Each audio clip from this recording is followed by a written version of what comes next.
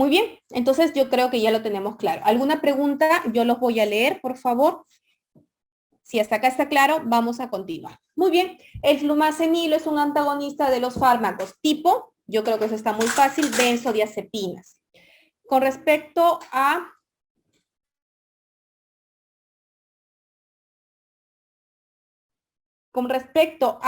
los opiáceos, vamos a tener a la naloxona. La naloxona va a ser el medicamento que se va a necesitar para nosotros antagonizar los efectos de los opiáceos. Y es tan importante que en los esquemas de reanimación avanzada, que son esquemas de la AJA, está ahí como la naloxona como un medicamento para el uso de aquellos pacientes que hacen paro respiratorio por el uso de opioides.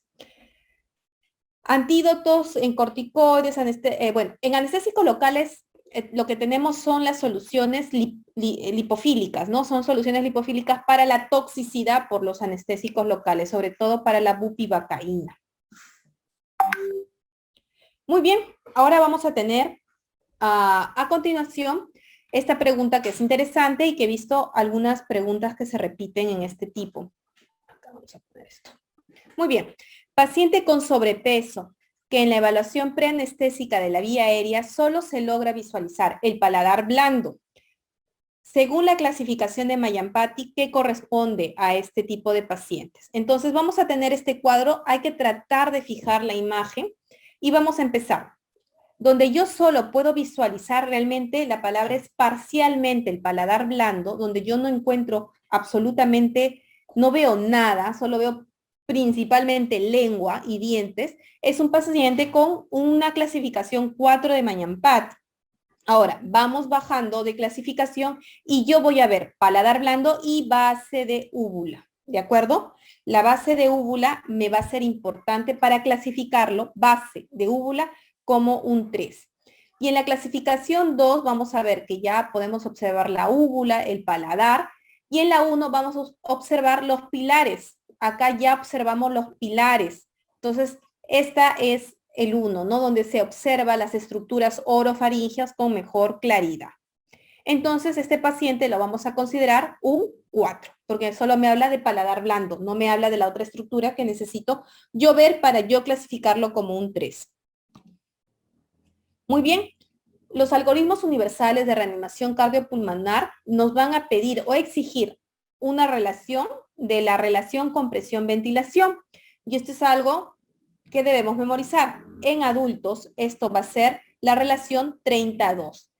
Acá tenemos un esquema que me parece interesante, que es el resumen básicamente de un algoritmo de reanimación, de las cualidades que se debe tener en esta reanimación, donde van a haber ciertos detalles que la van a distinguir con respecto a los niños y lactantes. Acá la diferencia entre niños y lactantes no es, no se considera el lactante al menor de 2 años, sino para estos algoritmos de ASA, se considera al lactante menor de 1 año, ¿de acuerdo? Ahora, muy bien. Ahora vamos a ver. La relación compresión-ventilación en adultos es importante porque esta va a permitir, ¿qué va a permitir? Va a permitir que se pueda retornar la circulación espontánea, ¿no? Entonces, esta característica va a tener que ser de 30 compresiones a 2 ventilaciones, independientemente si estás con 1 o con 2 reanimadores, ¿sí? Estamos hablando con 1 o 2 reanimadores expertos, porque cuando uno habla de estos algoritmos en personas que no tienen mucha expertise y todo lo demás, se tiene que priorizar en adultos el masaje cardíaco, ¿de acuerdo? Entonces, lo primero que debemos saber en todo evento donde, sobre todo extrahospitalario, en la mayoría de los casos donde vamos a tener un evento o una situación problemática, es asegurarnos que el entorno sea seguro, porque no queremos matar a la víctima ni al que lo va a ayudar. Entonces, entornos no seguros, no deberíamos nosotros exponernos para ayudar a la víctima. Tendríamos que hacer otros mecanismos para poderla ayudar. Después de que yo me aseguro, veo que el lugar es seguro, tengo que reconocer el paro cardíaco.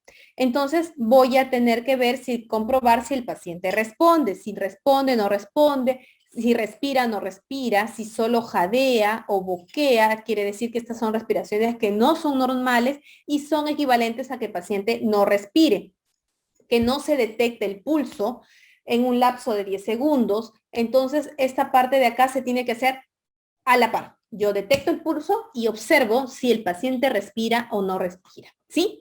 Luego después de que yo hago un análisis rápido, porque esto no nos podemos demorar, es un análisis de aproximadamente 10 segundos, yo tengo que activar todos los sistemas de respuesta a la emergencia. Estos sistemas de respuesta a la emergencia pues van a depender y van a cambiar evidentemente del lugar, el país en que estemos, ¿no?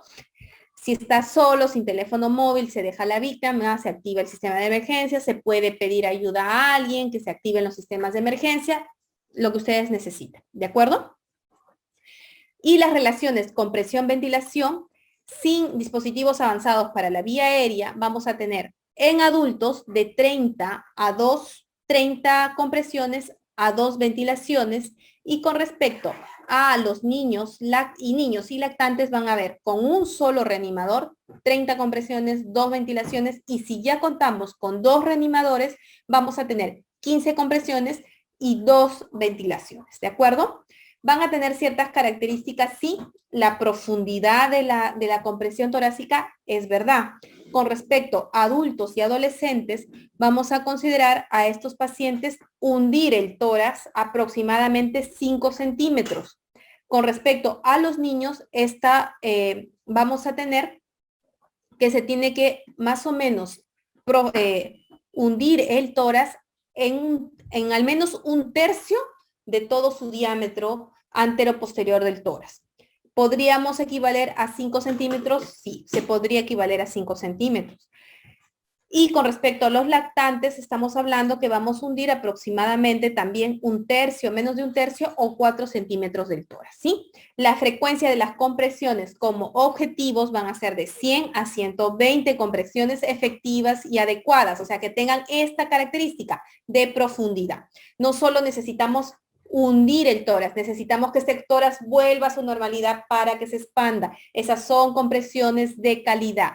Porque se insiste mucho en compresiones de calidad con cortas pausas, o sea, entre que yo tengo que verificar, poner el DEA, todo eso, yo tengo que hacer pausas muy chiquititas porque yo puedo mantener presiones de perfusión cerebral adecuadas, porque yo lo que quiero es que mi paciente viva, se reanime y no se descerebre, ¿no? O sea, lo reanimo y se descerebra. Muy bien, dice, en caso de no poder hacer las ventilaciones una vez finalizadas las 30 compresiones, ¿debo esperar para iniciarla? Ya. En caso de, bueno, esto es básicamente para los pacientes, esto es básicamente, no está dirigido a nosotros. En caso de aquellas personas o en la imposibilidad de poder ventilar, yo tengo que manejar las 100, 120 compresiones seguidas. En ese caso, solo en ese caso, ¿sí? En ese caso sí tengo que yo ver eso, ¿de acuerdo? No tendría yo que detenerme. Recuerden que a más detenciones hay menos posibilidades de mantener adecuados los niveles de perfusión cerebral del PPC, ¿sí? Pero nosotros tendríamos que hacer lo correcto, 30 compresiones y 2 ventilaciones. Estos algoritmos también han cambiado en el caso de COVID, es verdad, pero en un algoritmo, en una pregunta convencional, en un paro convencional, pues son 32, ¿no? Mauricio, espero haber respondido tu pregunta. ¿Ok? Y seguimos. Muy bien, entonces a eso nosotros llamamos compresiones de calidad, ¿no? Las compresiones continuas con una frecuencia de 100 a 120, se supone que 100, 120 tengo que hacerlo en un lapso de 1 minuto. Y las ventilaciones tienen que llegar a 10 ventilaciones por minuto de preferencia. Si yo tuviese, ya saliendo un poco de estos esquemas, que son orientativos, si yo ya estuviese o tuviese a la mano la posibilidad de un ambú, de una máscara y todo lo demás, pues evidentemente estas van a ser asincrónicas, ¿no? No es que yo me detengo y hago 2 respiraciones, no. Cuando ya se cuenta con dispositivos, ya estos dispositivos hacen de que yo cumpla los 10 ventilaciones por mi lado y otro cumpla según cadencia las compresiones torácicas. Espero que me deje entender. pero la pregunta básicamente va en una reanimación donde lo encuentras en la calle, no tienes absolutamente nada y tienes que reanimar, ventilarlo y darle el masaje, ¿no? Muy bien. Las manos, bueno, la colocación de las manos es las dos manos en la mitad inferior del esternón. Básicamente, en los niños ya más grandes, vamos a tener que dos manos o una mano opcional si es un niño muy pequeño, o sea, cerca del año y mes, en la mitad también inferior del esternón. En los niños lactantes vamos a tener o rodeamos el tórax del niño y hacemos un masaje parecido a esto, o hacemos un masaje así, ¿de acuerdo? Cualquiera de las dos opciones son importantes. Evidentemente, cuando hacemos el masaje rodeando todo el tórax del niño, necesitamos sí o sí tener otro reanimador para que esté en la parte ventilatoria. En cambio, cuando hacemos el masaje de esta manera, probablemente nosotros vamos a tener que encargarnos tanto hasta que venga a la ayuda de la parte ventilatoria y del masaje. Muy bien. Otra cosa importante es permitir la descompresión torácica completa y reducir los tiempos de interrupción. ¿Sí? Entonces, esto es algo bastante general. Muy bien. Muy bien. Las benzodiazepinas hidrosoluble que produce ansiolisis, amnesia y es usada en la inducción anestésica por su rápido inicio y su tiempo de acción más corto, vamos a tener que usamos nosotros el midazolam. Es la benzodiazepina que nosotros usamos. Recuerden que todo en anestesia busca acción rápida y que se salga rápido del cuerpo, porque lo que nosotros necesitamos es que podamos controlar estos medicamentos de manera segura. Entonces, de todas estas propuestas sería el midazolam. Empezando de que si yo no tengo idea de qué es, yo ahí puedo también trabajar con las alternativas. Si yo no sé qué es, pues evidentemente el propofol es un hipnótico endovenoso que no va ahí, ni la ketamina. Me podría poner en duda diazepam y lorazepam. Por ahí yo debo reconocer que me produce ansiolisis y amnesia y es de inicio rápido y de acción corta, es el midazolam.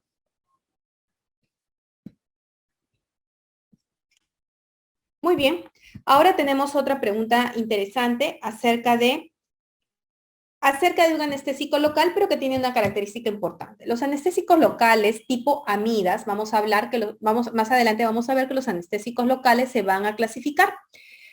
Acá me hablan de un anestésico local tipo amida. Entonces, yo cuando tengo palabras claves en una pregunta, la tengo que encerrar, resaltar, para que yo no me confunda en la respuesta, sobre todo en estos detallitos chiquitos donde está el diablo, ¿no? Entonces ahí es donde yo tengo que ver para no caer.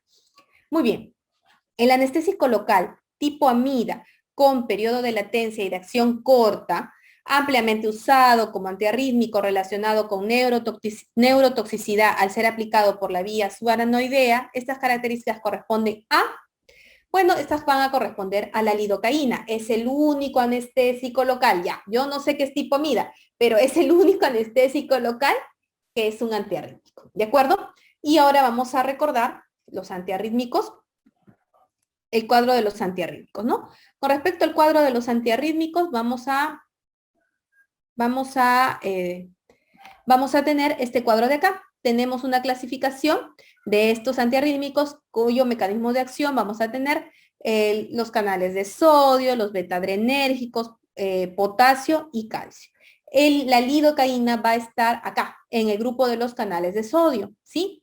Y va a estar en el grupo 1B, que se consideran antiarrítmicos de acción rápida, ¿sí? Este va a reducir o acortar el potencial de acción porque bloquea los canales de sodio a nivel intracelular. ¿Y para qué sirve este medicamento? Normalmente se usa para tratamientos de infarto agudos de miocardio, va bien y tiene una indicación interesante en las taquicardias y taquicardias ventriculares, sobre todo en parada cardíaca, y en la fibrilación auricular también se puede utilizar, sobre todo cuando a veces no tenemos o no contamos con desfibrilador y estamos en pleno paro cardíaco y yo ya identifiqué que es una taquicardia ventricular, yo podría usar de manera adecuada la lidocaína. No se ha demostrado reducción de la mortalidad, pero sí está indicado y está descrito como tal. Muy bien, ya que tenemos el cuadro acá, no nos hace daño repasar. Los medicamentos de acción intermedia, que son los 1A, que bloquean los canales de sodio, estos vamos a tener a medicamentos como la quinidina, ¿de acuerdo? Y tiene sus indicaciones en arritmias ventriculares, fibrilaciones auriculares, Wolff-Parkinson-White, ¿no? Vamos a tener a los beta-adrenérgicos, que van a actuar a nivel de estos receptores y disminuyen el automatismo. Y estos van orientados a las taquiarritmias recurrentes, a los infartos de miocardio, y aquí tenemos pues a todos los beta bloqueadores, timolol, atenolol, metoprolol, propanolol, ¿no? Los que van a ejercer acción sobre los canales de potasio, vamos a tener que estos van a prolongar la repolarización y duración del potencial de acción. Están también indicados en taquicardias supraventriculares, paroxísticas recurrentes, en la fibrilación auricular, y acá tenemos a la famosa amiodarona. Entonces, yo sí consideraría que hay ciertas cosas que sí debemos recordar. El grupo 2 de los medicamentos antiarrítmicos, que son los beta bloqueadores, y el grupo de la amiodarona, que es un medicamento que se usa ampliamente, ¿no? Donde vamos a usar bastante. Luego tenemos el grupo de los de calcio, y acá tenemos verapamilo, delta C, donde va a deprimir la función de células calcio dependientes, sobre todo a nivel del nodo sinusal y aurículo ventricular, ¿sí? Entonces yo creo que acá ya repasamos bien esta parte. Muy bien.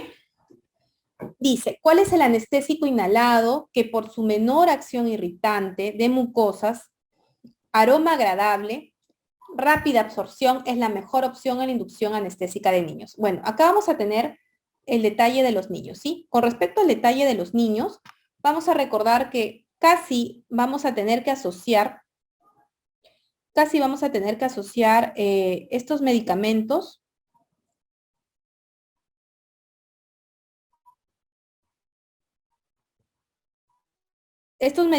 casi vamos a tener que asociarlos,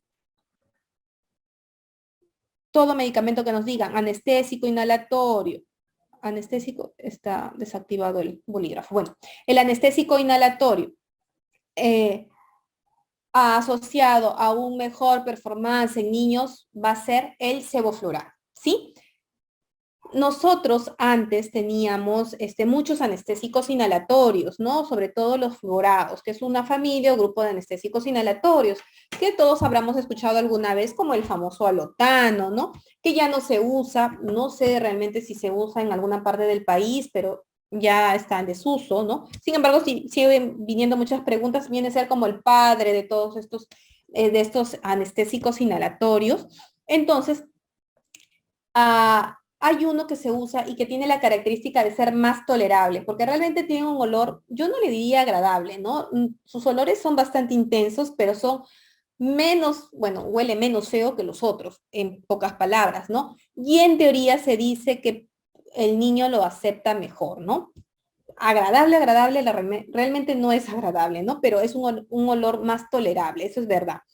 Y que tiene la facilidad de ingresar al niño en plano anestésico o en sedación, poderle hacer sus procedimientos como colocarle vías, accesos venosos, en fin, lo que tengas que hacerle, o hacerle un procedimiento muy cortito como una tomografía o una resonancia. A veces tenemos que usar estos inhalatorios que no son tan cortos, pero al menos lo que queremos es que solo esté quietito, no vamos a necesitar nada adicional, pues el sevoflurane viene a ser el rey acá, ¿no? Entonces, si asociamos anestésicos inhalados, normalmente siempre vienen menos irritantes, con un sabor agradable para niños, es sevoflurano de cajón, ¿ya?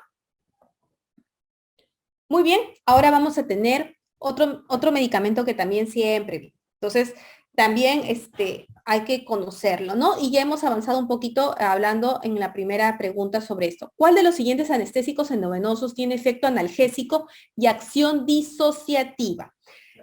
Cuando yo tenga la palabra disociar, hay cosas que yo tengo que relacionar. Por eso, para que las cosas no se olviden, ustedes tienen que aprender a relacionar. Cuando yo relaciono, yo me acuerdo y aprendo.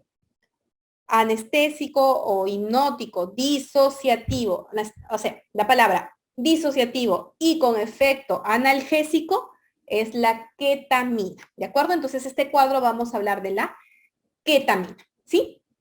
Esta ketamina también tiene características importantes que yo debo recordar y aprenderlas comparando con lo que hemos hablado del tiopental y también comparando, por ejemplo, con el propofol, porque también son preguntas que suelen venir.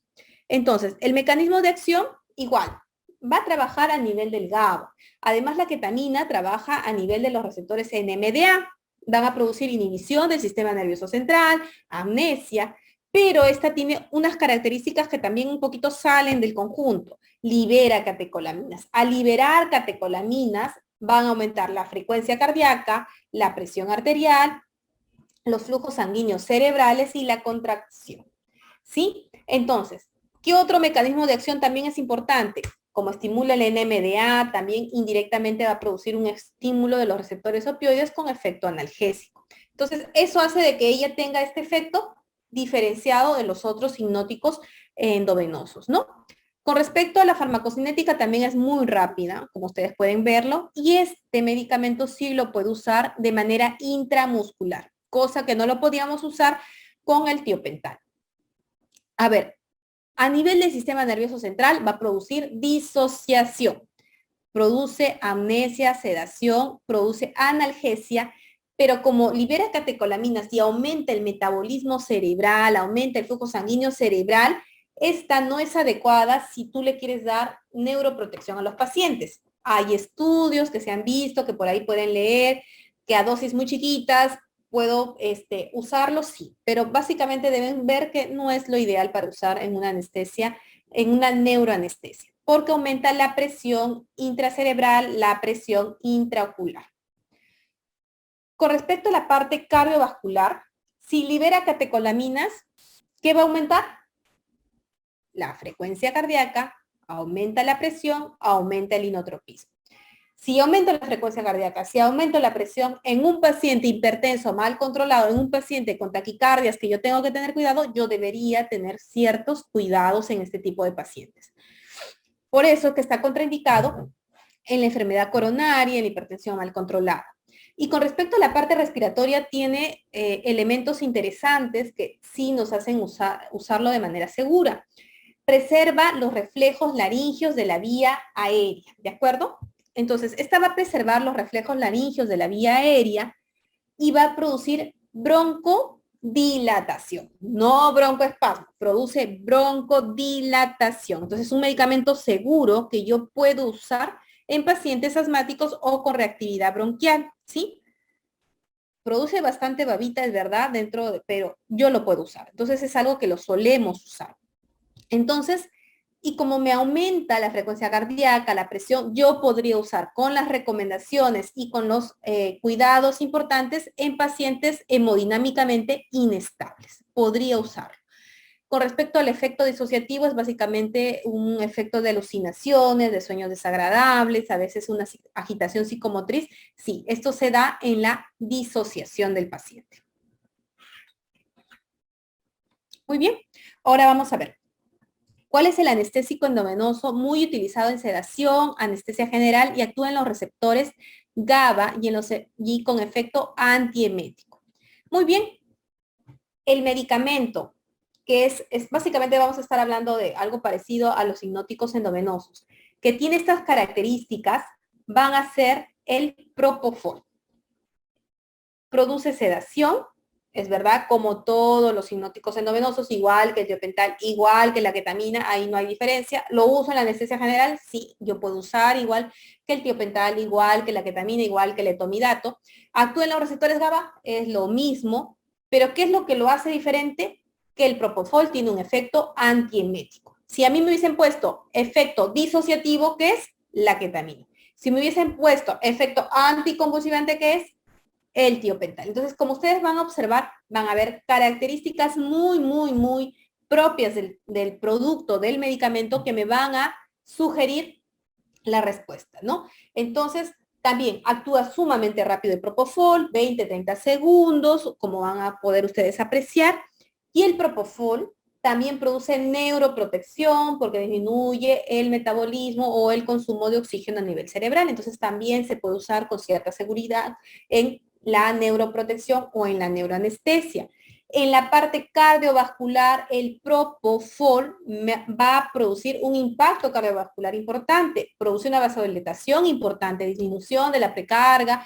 Entonces, vamos a tener que tener cuidado en pacientes hemodinámicamente inestables. No deberíamos usar propofol. Con respecto a la parte ventilatoria es muy interesante porque este también produce broncodilatación, ¿no? Broncodilatación disminuye la resistencia de las vías respiratorias superiores, entonces es un medicamento que lo puedo usar de manera segura y que me disminuye estos eventos de reactivos de la vía aérea superior, ¿sí? Entonces, eso también es algo que yo debo tener presente con respecto al propofol.